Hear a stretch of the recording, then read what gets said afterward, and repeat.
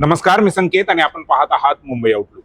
नक्कीच्या लग्नाला विघ्न फार ही म्हण तुम्ही कधी ना कधी नक्कीच ऐकलेली असेल. ही म्हण महाराष्ट्राच्या राजकारणाला आणि त्यातही स्थानिक स्वराज्य संस्थांच्या ज्या निवडणुका आहेत त्याला तंतोतंत लागू होते. बऱ्याच काळानंतर म्हणजे 8-10 वर्षानंतर महाराष्ट्रामध्ये स्थानिक स्वराज्य संस्थांच्या निवडणुका होत आहेत. काल मतदान झालेलं आहे, परंतु तरीही त्या मतदान झाल्यानंतर आज त्यांचा निकाल येणं अपेक्षित होतं. परंतु बॉम्बे हायकोर्टाच्या नागपूर खंडपीठाने हा निर्णय दिलेला आहे की सर्वच निवडणुकांचे निकाल जे आहेत ते 21 डिसेंबरला लागणार आहे. त्यामुळे काल ज्यांनी मतदान केलं त्यांना पुढची 20 दिवस आता वाट बघावी लागणार आहे. दुसरीकडे महायुती जी आहे त्याच्यामध्ये देखील अलबेल आहे असं म्हणता येणार नाही. त्यांचे वाद मोठ्या प्रमाणावरती बाहेर आलेले आहेत, समोर आलेले आहेत. एकमेकांवरती आरोप प्रत्यारोप झालेले आहे. कोणी कोणाच्या घरात घुसून पैशांची चाचपणी केलेली आहे, तपासणी केलेली आहे, काही कॅश मिळालेलं आहे, त्याच्यावरून एक वेगळा वाद झालेला आहे. त्यामुळे महाराष्ट्राचं राजकारण आणि त्यातल्या त्यात महायुतीचं जे राजकारण आहे ते कुठल्या दिशेने चाललेलं आहे आणि हे जे विघ्न येत आहेत गेल्या अनेक वर्षांपासून स्थानिक स्वराज्य संस्थांच्या निवडणुकांमध्ये, ती विघ्न नेमके काय आहेत, कशासाठी येत आहेत, त्याच्या मागची कारणं काय आहेत, ह्यावर चर्चा करण्यासाठी आपल्यासोबत नवराष्ट्राचे वृत्त संपादक समाधान पोरे सर आहेत. त्यांचं मी मुंबई आउटलुक मध्ये स्वागत करतो.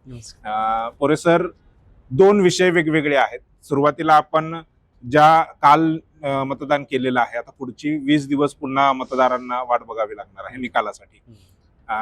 हे जे विघ्न आलेले आहेत आतापर्यंत, कसं पाहता या सगळ्यांना? नाही, खरंच आहे. कारण ह्या स्थानिक स्वराज्य संस्थांच्या निवडणुका होऊ नयेत असं सत्ताधाऱ्यांची एक भूमिका आहे का काय, असं वातावरण आतापर्यंत महाराष्ट्रामध्ये तयार झालेलं होतं. म्हणजे ते आरोप आधीही होत होते, आरोप होत होते आणि ज्या पद्धतीनं ही प्रक्रिया लांबवली जात होती, एन प्रकारे काही ना काहीतरी कारण देऊन ज्या पद्धतीनं आणि म्हणजे ह्याला ज्या पाठीमागे बॅकग्राऊंड पण अशी आहे की भाजपचे जे काही राष्ट्रीय नेते आहेत किंवा वरिष्ठ पातळीवरचे जे नेते आहेत त्यांची विधानं जी आहेत की म्हणजे म्हणजे त्यांनी काय ताकाला जाऊन भांडण लपवलेलं नाहीये.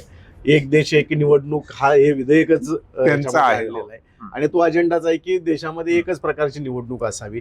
स्थानिक स्वराज्य संस्था ह्या मान्यच नाहीत त्यांना, हे त्यांनी त्यांच्या कृतीतून आतापर्यंतच्या सर्व वक्तव्यातून हे स्पष्ट केलेलं आहे.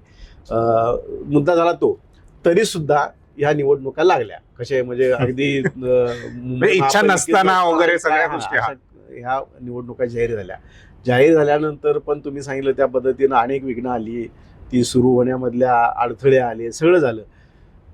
निवडणुका जाहीर झाल्या, कार्यक्रम जाहीर झाला आणि सुप्रीम कोर्टामध्ये गेलं, त्या आरक्षणाच्या मुद्द्यावर गेलं. सुप्रीम कोर्टानं काही त्याच्या संदर्भात निर्णय दिले आणि त्याचे परत काही अडथळे आले. त्याच्यातून सुप्रीम कोर्टानं निर्णय तर असा दिलेला आहे की आता कोर्टाच्या वक्तव्यावर आपण कसं बोलायचं, पण म्हणजे निर्णय असा दिलेला आहे की ना धड ही निवडणूक पूर्ण होणार आहे ना अर्धवट राहणार आहे, अशा पद्धतीचा निकाल आहे. म्हणजे जर तरचा सगळे निकाल दिलेला आहे आणि त्यातच खरं तर म्हणजे ह्या सगळ्या वादाला सुरुवात झाली. निवडणूक प्रक्रिया सुरू झाल्यानंतर जी सोलापूर जिल्ह्यातली मोहोळ तालुक्यातली अनगरची जी नगरपालिका आहे, नगर परिषद, त्या नगर परिषदेतल्या एक नगराध्यक्ष पदाच्या उमेदवार होत्या. त्यांचा अर्ज बाद झाल्यानंतर म्हणजे त्यांनी न्यायालयीन प्रक्रिया त्यांनी सुरू केली, त्या न्यायालयात गेल्या वगैरे, इथून थोडंसं ही सगळी बॅकग्राऊंड सुरू झाली. आता ह्याही गोष्टीला साधारणतः एक 3 आठवड्याचा कालावधी जवळपास झालेला आहे. बरोबर. म्हणजे जर निवडणूक आयोगाला हे दिसत होतं की ह्याच्यामध्ये न्यायालयीन प्रक्रिया झालेली आहे, अनेक ठिकाणचे विरोधातले किंवा सत्ताधारी उमेदवार न्यायालयात गेलेले आहेत, त्यांनी आक्षेप घेतलेले आहेत, तर ही निवडणूक ज्या ग्राउंडवर त्यांनी आता म्हणजे पुढे ढकलली आणि त्याच्यानंतर मग निकालांचं पण तुम्ही सांगितलं तसं नागपूर हायकोर्टाच्या खंडपीठाच्या निर्देशानुसार म्हणजे त्यांनी फक्त निर्देश दिले होते की असं करता येऊ शकेल का, तर त्याच्यावर त्यांनी निर्णय घेतला आणि तो म्हणजे काय ह्याच्या कायद्याच्या चौकटीच्या बाहेर जाऊन त्यांनी घेतलेला निर्णय नाही निश्चितपणानं.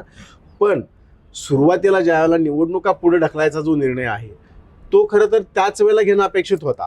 ही सर्वच निवडणुका या पुढेच गेल्या पाहिजे. सर्व निवडणुका पुढे म्हणजे जायचं असं काही नाही, कारण तो सर्वाधिकार आयोगाचा असतो. कुठल्या निवडणुका पुढे ढकलायच्या, काय करायचं, त्याच्या घटनात्मक तरतुदी, त्यानंतर लोकप्रतिनिधी कायद्यानुसार ज्या काही तरतुदी आहेत त्याच्यानुसार हे त्यांना अधिकार असतात. इव्हन आता ज्या ग्राउंडवर त्यांनी हे केलेलं आहे की न्यायालयीन प्रक्रिया झाल्यामुळं ती सुद्धा तरतूद त्यामध्ये आहे की त्या तरतुदीनुसार ते निवडणुका पुढे ढकलू शकतात. म्हणजे त्यांनी घटनेच्या बाहेर जाऊन काही काय केलेलं केलंय नाही, का? घटनाबाह्य तसं नाही. केलेलं नाहीये. पण ही कृती त्यांची त्याच वेळेला होणं अपेक्षित होतं ज्यावेळेला न्यायालयीन प्रक्रिया सुरू झाली त्यावेळेला. बरोबर. ह्यांनी म्हणजे उद्या मतदान आहे 2 दिवसामध्ये आणि तुम्ही त्याच्या आधी हे निर्णय घेता म्हणजे ह्याला अनाकलनीय होतं. आणि ह्याच्यावर फक्त आपणच बोलतोय असं नाहीये, मुख्यमंत्र्यांनी, विरोधी पक्षांनी, सगळ्यांनीच या निर्णयाविरोधात आश्चर्य व्यक्त केलं की अशा पद्धतीनं निवडणूक आयोग कसा निर्णय घेऊ शकतं. आता निवडणूक आयोग अलीकडच्या कालावधीतलं जर आपण बघितलं, केंद्रीय असू द्या किंवा राज्याचं असू द्या, हे किती स्वायत्त राहिलेलं आहे हेही आपल्याला माहीत आहे. मग ह्या निर्णयामागं आणखी काही महाशक्ती ज्या काही बोलल्या जातात त्या महाशक्ती आहेत का, किंवा कशा पद्धतीनं त्यांनी निर्णय घेतला आहे, तो एक सगळा संशयाचं सगळं वातावरण आहे. कारण निवडणूक आयोगानं काही अलीकडे निष्पक्ष किंवा पारदर्शी असं काही ठेवलेलंच नाहीये. त्यामुळे त्यांच्या प्रत्येक कृतीवर संशय हा व्यक्त होत राहतो आणि ते त्यांनी तशा जागाही ठेवलेल्या असतात की म्हणजे अगदी विरोधकच नाही तर सत्ताधाऱ्यांचे पण आमदारांनी अगदी मंत्र्यांनी देखील म्हणजे मुख्यमंत्र्यांनी स्वतः त्यावर प्रतिक्रिया दिली की हे असं कसं काय निर्णय घेऊ शकता. आणि म्हणजे आता केलंयच तर पुढच्या वेळेला मात्र करू नका असे पण त्यांनी सूचना आयोगाला केलेल्या आहेत. तर ह्या सगळ्या जर पार्श्वभूमी आपण बघितली तर ही निवडणूक आयोगानं म्हणजे न कळणं अनाकलनीय अशा पद्धतीचा हा निर्णय घेतलेला आहे. आता निकालाला सुद्धा म्हणजे खरं तर स्थानिक स्वराज्य संस्थांच्या निवडणुकांचा एकमेकांच्यावर निकालाचा परिणाम होणं हा काय पार्ट नसतो काही. कारण तिथं स्थानिक ह्याच्यावर राजकारणाची गणितच वेगळी आहेत, प्रत्येक ह्याची गणित वेगळी आहेत. कारण तिथल्या आघाड्या वेगळ्या आहेत. कोण भाजप काँग्रेसची युती झाली, कुठं आणखी कुणाची युती झाली, असं हे आहे. त्यामुळे तिथं पक्षाचा चिन्हाचा आणि याचा काय फारसा अनेक ठिकाणी तसा काही मुद्दा राहत नाहीये. त्यामुळे तो काहीच भाग नाही की तो इन्फ्लुएन्स करेल त्या पुढच्या निवडणुकांच्या ह्याच्यावर, असं काहीच नाहीये. त्यामुळे निवडणुकीचा निकाल पुढे ढकलणं हे सुद्धा अनाकलनीयच होतं. त्याची आवश्यकताच वाटत नव्हती, तरी आयोगानं तो निर्णय घेतला. शेवटी त्यांचा सर्वाधिकार आहे, त्यामुळे त्या अधिकारामध्ये त्यांनी ती स्वायत्त संस्था आहे त्यांनी घेतलेला निर्णय आहे तो. त्यामुळं आता काय होतं की एक संशयाला पुन्हा विरोधी पक्षांच्यासाठी एक संशयाला जागा आणि आरोप झाले जातात. काल नाना पटोलेंचं स्टेटमेंट पण आलेलं आहे की हे सगळं ठरवून केलं चाललेलं आहे. आणि म्हणजे आतापर्यंत आरोप होत होते की लोकसभेचंही आपण बघितलंय की 6-7 टप्प्यामध्ये निवडणुका घेतल्या गेल्या आणि ती प्रक्रिया कंप्लीट प्रक्रिया जवळजवळ 1.5 ते 2 महिने चालली मतदानाची प्रक्रिया. म्हणजे एवढ्या कालावधीमध्ये ते त्या मतपेट्या ईव्हीएम मशीन्स आहेत ते सांभाळत बसणं, त्याची सिक्युरिटी, पुन्हा आणखी काही त्याच्यामध्ये घोळ होतात काय, हे सगळे संशय तयार होतात ह्या सगळ्या ह्याच्यामुळं. आता ह्या एवढ्या म्हणजे गाव पातळीवरच्या ह्या इलेक्शन्स आहेत, इथं एवढं सगळं करण्याची काही आवश्यकता नव्हती. खरं तर ह्या इलेक्शन्सचा निकाल ह्यांनी आज लावला असता तरी काही फरक पडला नसता. त्याच्यानं ना कुठल्या ज्यांच्या निवडणुका व्हायच्या त्याच्यावर इन्फ्लुएन्स व्हायचा काय कारण नव्हतं किंवा काहीच नव्हतं असं काही. हे का अशा पद्धतीनं आयोगानं घेतलेला निर्णय हे कळत नाहीये. हा एक पार्ट झाला. आता दुसरा पार्ट तुम्ही राजकीय याच्यावर म्हटलं. त्याआधी आपण म्हणजे हा जो मुद्दा आहे याच्यामध्ये आता 20 दिवस वाट बघावी लागणार आहे. नेहमी ज्यावेळी निवडणूक आयोगाने एक प्रेस घेतली सुरुवातीला अगदी, आणि त्या प्रेसमध्ये त्यांनी सांगितलं की फक्त ईव्हीएम वरतीच या निवडणुका होणार, व्हीव्हीपॅट जे आहे ते त्याला लावलं जाणार नाही. त्यावेळी देखील बऱ्याच म्हणजे विरोधी पक्षांनी मोठे आक्षेप घेतले. विरोधी पक्षांचं असं म्हणणं होतं की जर ईव्हीएम म्हणजे व्हीव्हीपॅट तुम्ही लावणार नाहीये तर मग बॅलेट पेपरवरतीच निवडणूक. मग त्याला कारण दिलं जातं बॅलेट पेपरवर निवडणुका न घेण्यासाठी की निकाल जो आहे तो यायला खूप उशीर लागतो. ईव्हीएमने झटपट निकाल निघतो, म्हणजे 1-2 दिवसामध्ये तो निकाल येतो. अशात आता ह्या निवडणुका झाल्यात ईव्हीएम वरती. काल ज्यांनी मतदान केलं त्यांना पुन्हा आता 20 दिवस वाट बघावी लागणार. तर हे तार्किक आहे का, जे तर्क दिले जातात बॅलेट पेपरवरती निवडणुका न घेण्यासाठी? नाहीच आहे. म्हणून तेच म्हणतो की इलेक्शन कमिशनचं जे वर्तन आतापर्यंत राहिलेलं आहे हे असंच आहे की त्यांना खरं तर कुठल्याही म्हणजे खर्चाचा किंवा वेळेचा या सगळ्या गोष्टीचा जर विचार केला तर ज्या पद्धतीने मी म्हटलं की त्या मशीनची सिक्युरिटी वगैरे इतके दिवस आहे, हे सगळे मुद्दे येतात त्याच्यामध्ये. ते काही सरकारी गोदामामध्ये ठेवलेलं असतं, ते गोदाम तिथं म्हणजे ह्या मशीनच्या साठी सेपरेट एक जागा, ती माणसं आणि म्हणजे ते पडून राहतं. त्याचं भाडं, या सगळ्या गोष्टी येतात. म्हणजे खर्च होत नाही अशातला पार्ट नाहीये. उलट तुम्ही म्हणता त्याप्रमाणे बॅलेट पेपरवर निवडणुका घेतल्या, दुसऱ्या दिवशी तिसऱ्या दिवशी निकाल लागला. बरं, हे निवडणुकीचे निकाल लागायला एक म्हणजे 12 तासाऐवजी 40 तास 50 तास इथपर्यंत साधारणतः वेळ लागलेला आतापर्यंतचा इतिहास आहे. तर तो ठीक आहे ना, म्हणजे तो नाहीतरी तुम्ही ही सगळी आता बॅलेट पेपरवर मग काय तुमचे तास 2 तासात निकाल लागते असं होतच ईव्हीएम मुळे. ईव्हीएमचा तुम्हाला एक दिवसभर तरी तुमचा म्हणजे 12 तासाचा कालावधी साधारणतः जातो 12 किंवा त्याच्यापेक्षा थोडा जास्त कालावधी लागला असता. मॅनपॉवर तर तेवढीच लागणार आहे तुम्हाला, तो काहीच पार्ट नाही. सांभाळण्यासाठी वगैरे खर्च हा जो जर त्या दृष्टीने जर विचार केला तर उलट बॅलेट पेपरवर निवडणुका घेऊन 2 दिवसात तुम्ही निकाल देणं हे उलट म्हणजे कमी खर्चाचं आहे असं माझं मत आहे. म्हणजे त्याच्यासाठी तुम्हाला ना कुठली सिक्युरिटी ठेवायची गरज आहे किंवा काहीच पार्ट नाहीये. ते सगळं त्याच याच्यामध्ये होऊ शकतं. बरं, ही आता आपण 140 कोटी जनता आपली आत्ता आहे, पण आपण ज्या वेळेला 100 कोटी 125 कोटी होतो त्यावेळेपर्यंत आपण ह्या निवडणुका घेतलेल्या. बरं, आणि एवढा संशय शंका आहेत विरोधकांना, तर निवडणूक आयोगाने घ्यावा निर्णय ना याच्यासाठी. बरं, निवडणूक आयोगाकडे ह्या निवडणुका राबवायला स्वतःची थोडी यंत्रणा आहे. तुम्ही त्या महसूलचे अधिकारी घेता, शिक्षक घेता, आणखी काही लोक घेता, ते तर तुम्हाला अवेलेबलच आहेत ना कुठल्याही निवडणुकीला. त्यांची तशी मॅनपॉवर स्वतःची अशी कमीच आहे. प्रत्येक निवडणुकीमध्ये ते घेतात म्हणजे जनगणना आणि मतदानासाठी. त्याच्यासाठी म्हणजे हे महसूलची आणि हीच यंत्रणा काम करते तिथं. त्यामुळे तो काय पार्ट नाहीये की म्हणजे हे पटणारा मुद्दाच नाहीये. त्यामुळं आयोगाच्या भूमिकांवरच संशय जो आहे तो आणखी गडद होतोय. एवढंच त्यातलं हे आहे ह्या सगळ्या जर बघितलं आपण तर. दुसरा मुद्दा आपला होता की राजकीय जे काय महायुतीमध्ये चालू आहे, म्हणजे आता तो एक भाग आहेच आहे, परंतु त्याच्याही अगोदर मला हे विचारायचं की ज्या पद्धतीने मसल पॉवरचा वापर झालेला आहे, ज्या पद्धतीने पैशांचा वापर झालेला आहे, म्हणजे आमिष तर हा एक वेगळा भाग आहेच आहे, पण जे पैसे वाटण्याचे आरोप झालेले आहेत. अगदी निलेश राणे हे भाजपच्या कार्यकर्त्याच्या घरात गेले आणि तिथे 20-25 लाख रोकड मिळालेली आहे. ह्या सगळ्या गोष्टींवरती निवडणूक आयोगाचं नियंत्रण म्हणजे बऱ्याच ठिकाणी निवडणूक आयोगाने कामही केलेलं आहे. काही कॅश पकडलेलं आहे किंवा अनेक काही गोष्टी पकडलेल्या आहेत. हे सगळं सर्रासपणे चालू आहे असं वाटतंय का? आणि त्यावरती निवडणूक आयोगाचा काही नियंत्रण नाही. निश्चितपणाने इथं पण निवडणूक आयोग बायासडं काम करते असं दिसतंय, लक्षात घ्या. कारण आपण म्हणजे तुम्ही पाहिले की नाही मला माहित नाही, पण TN सेशन ज्याला हे होतं, ऐकून आहे TN सेशनच्या सेशन होते त्याला मी फार मोठा नव्हतो, पण त्यांनी ज्या पद्धतीनं त्या निवडणुकांचं एक हे केलेलं होतं, एक उत्सुकता असते आपल्याला. आपण वातावरण बघितलेलं असतं बाहेर, त्या सेशन येण्यापूर्वीचं जे वातावरण होतं ते अनुभवलेलं असतं. त्यामुळे त्यांनी किती रिस्ट्रिक्शन्स लावल्या होत्या, कशा पद्धतीने त्यांनी निवडणूक यंत्रणा राबवलेली होती हे बघता. 10 वाजता म्हणजे 10 वाजता डॉट 10ला तुमचं रात्री स्पीकर बंद व्हायचं. जिथं असेल तिथं रिक्षाचे वरचे स्पीकर बंद व्हायचे हे मी अनुभवलेलं आहे. म्हणजे इतकं त्या सभा असेल तर कोणताही कितीही मोठा नेता असू द्या तुमचा, सभा असेल तर 10 वाजता सभा संपलेली आहे, 10 वाजता त्याचे स्पीकर बंद व्हायचे.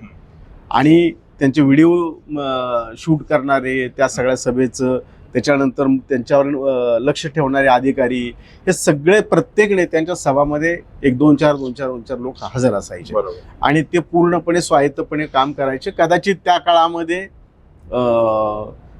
राजकीय पक्षांचा निवडणूक आयोगावरचा जो काही हे आहे दबाव किंवा वर्चस्व आहे ते कदाचित नव्हतं. त्यामुळे TN सेशनना ते करणं शक्य झालं आणि त्यांनी कुणाला जुमानलंही नाही, कारण त्यांची रिटायरमेंटच होती. त्यामुळे त्यांनी TN सेशनच्या बाबतीत असंही म्हटलं जाते की ते नाश्त्यामध्ये एक राजनेता म्हणजे राजकीय नेता खाऊन टाकायचे, अशी इतकी त्यांची दहशत. आणि बिहार सारख्या राज्यामध्ये त्यांनी चांगल्या पद्धतीने निवडणुका घेतल्या. नाही, प्रश्नच नाही. त्यांनी म्हणजे त्या माणसानं आदर्श आचारसंहिता निवडणुकीची काय असते आणि ती कशी लागू करायची. बरं, ती आचारसंहिता आहे का? पूर्वीपासूनच आहे. जसं निवडणूक कायदा आलाय तसं त्यावेळेपासून ती आचारसंहिता आहे. पण TN सेशननी दाखवून दिलं की त्याचं इम्प्लिमेशन कसं करायचं आहे. हे इतक्या त्यांनी मायन्यूट लेवलला जाऊन त्या सगळं हे केलेलं होतं. तुम्हाला पोस्टर लावता येत नव्हते.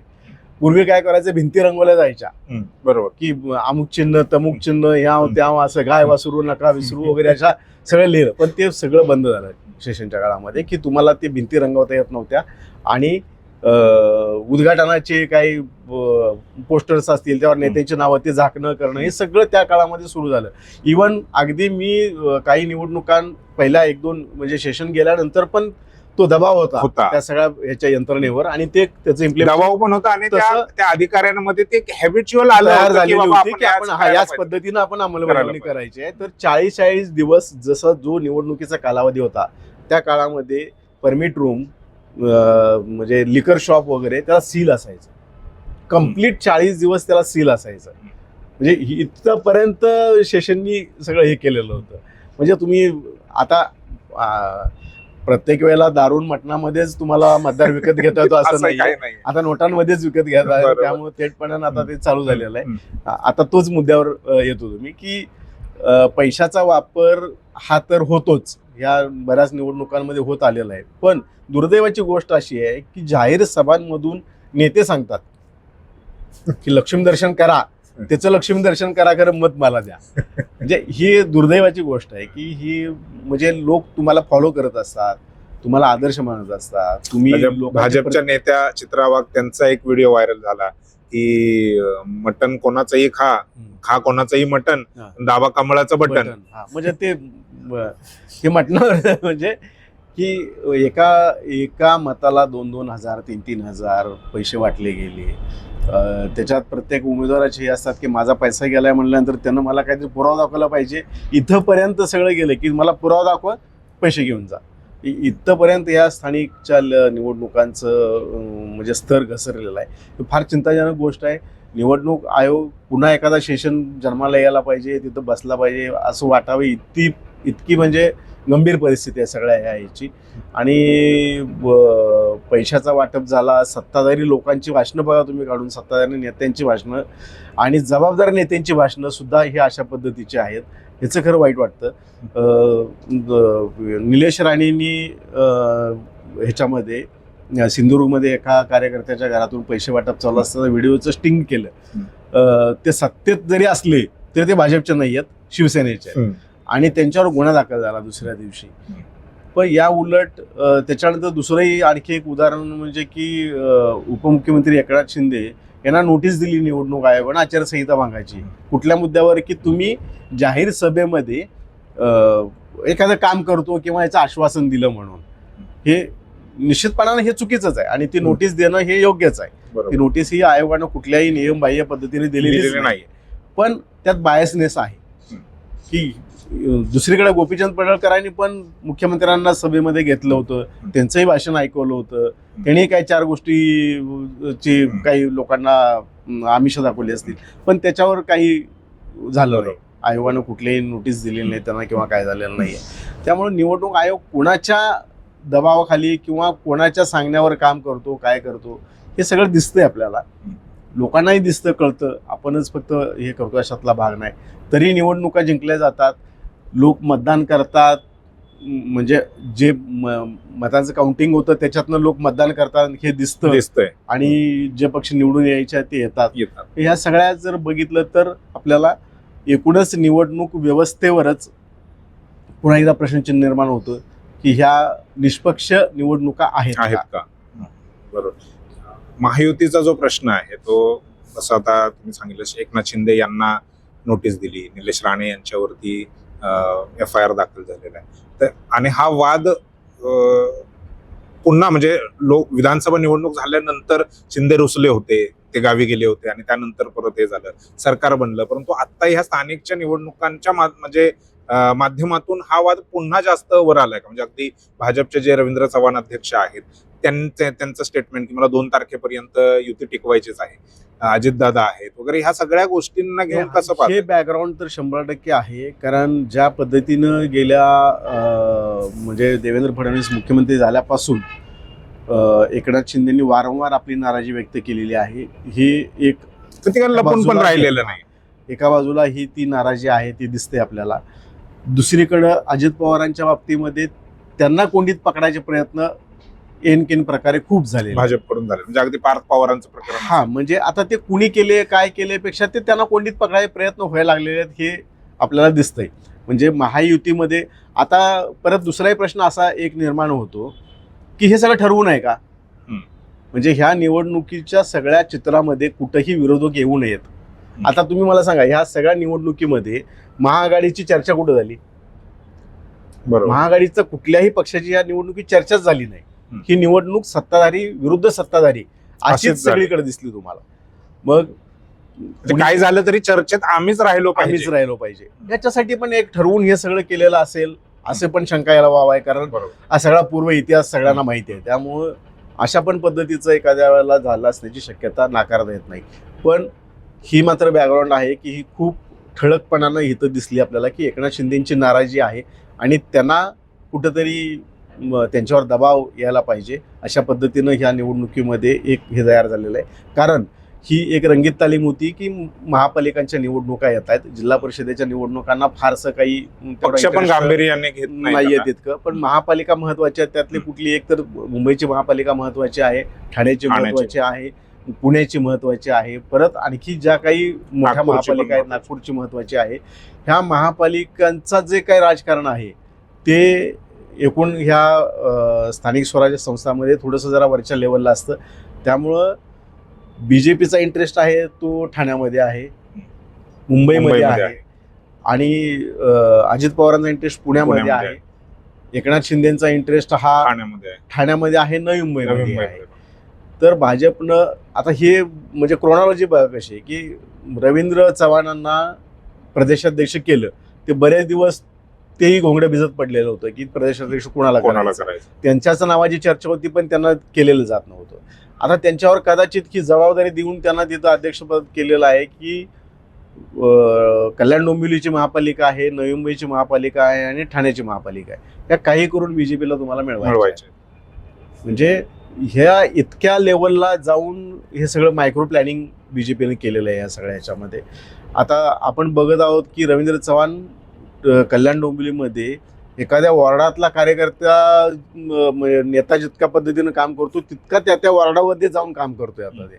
इतकं त्यांचं मायन्यूट लेवलला त्यांचं. पण प्रत्येक वॉर्डमध्ये ह्या वॉर्डमध्ये किती कोणते कार्यकर्ते आहेत त्यांची पर्यंत माहिती त्यांच्याकडे आहे आता.